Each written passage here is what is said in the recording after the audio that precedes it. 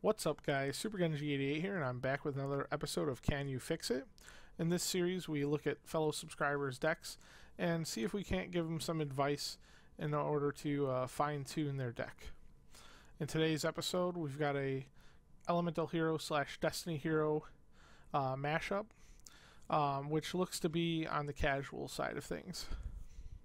So let's go ahead and I'll give you the main deck list, and then I'll give you my suggestions, and I definitely encourage you guys to leave your suggestions for the deck in the comment section down below.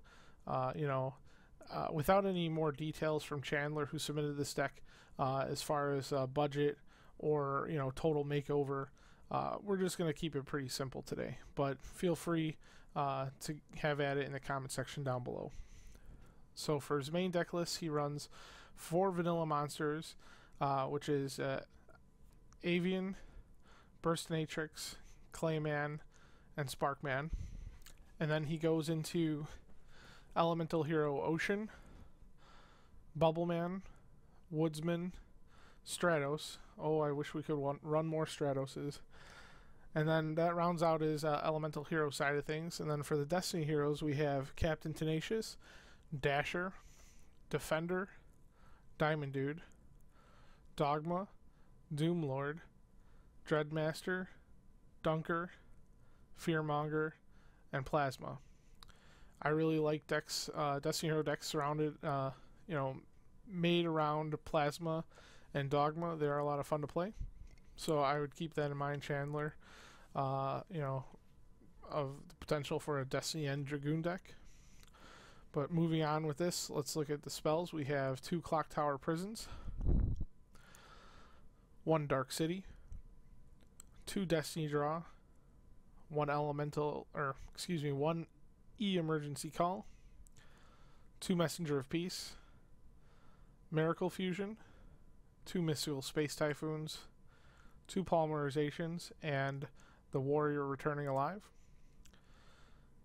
Now moving on to the traps, we have a D-Shield, 2 Dark Bribes, 2 Destiny Signal, a Mirror Force, and 2 Draining Shields.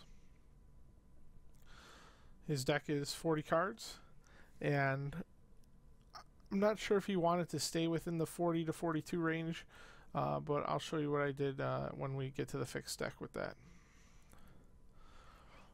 He runs 1 Destiny End Dragoon in the extra deck, 2 Escarado, 1 Flame Wingman, a Shining Flare Wingman, Mariner, Mudball Man, Phoenix Enforcer, Shining Phoenix Enforcer, Rampart Blaster, Thunder Giant, Adoration at 2, and Vision Hero Trinity. Now, let's take a look at the fixed version of the deck. You'll notice that I left the monster lineup the same because I didn't want to change up the main point of his deck, which was probably to get out all these different kinds of fusion toolbox that he has down here. But what I did do is we removed 1 of the field spells, which was the Dark City, and we just left the 2 Clock Tower Prisons because I think getting out Dreadmaster is pretty neat, and also negating all battle damage with the 4 Clock Tower counters on there is kind of cool as well. We all know that D-Draw is now back up to 3. However, we kept it at 2 so that we could run 2 Miracle Fusions instead of just 1. I think this will open up a few more plays for you with Escarado and a soon-to-be added Absolute Hero 0. The 2 Polymerization at 2 is good. It helps you bring out Vision Hero Adoration or Trinity, as well as Destiny End Dragoon. Warrior Returning Alive stayed. The 2 MST stayed, however we did add some monster removal with 1 Dark Hole. We also added the Monster Reborn that you were looking to make room for, and that's actually what bumped up the deck to 41 cards. We added Reinforcement of the Army so that you could versatilely search for either an Elemental Hero or Destiny Hero. You weren't limited to E-Emergency's Call, just 1 Elemental Hero monster.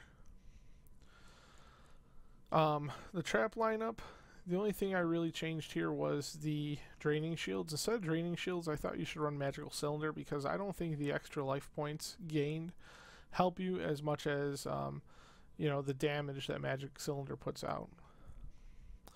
So these are just some of the changes I made. If you guys have suggestions to the main deck, please leave your comments in the comment section down below.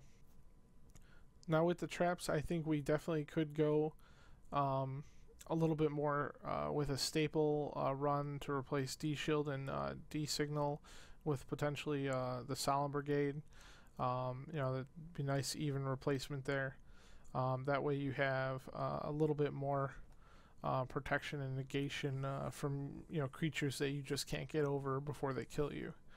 The other form of removal that I wanted to add to this deck was absolute 0, and I think the extra space that you had, because you only had 14 cards in your extra deck, so for the 15th one I definitely recommend putting in absolute 0, as he's easily made with Miracle Fusion at any point in the game, so it'll help clear your opponent's field for you, even if he can't get over what they've got in front of you at the time. So I hope you guys have enjoyed this episode of Can You Fix It, and please feel free to leave some comments in the comment section down below for Chandler, and as always, thanks for watching.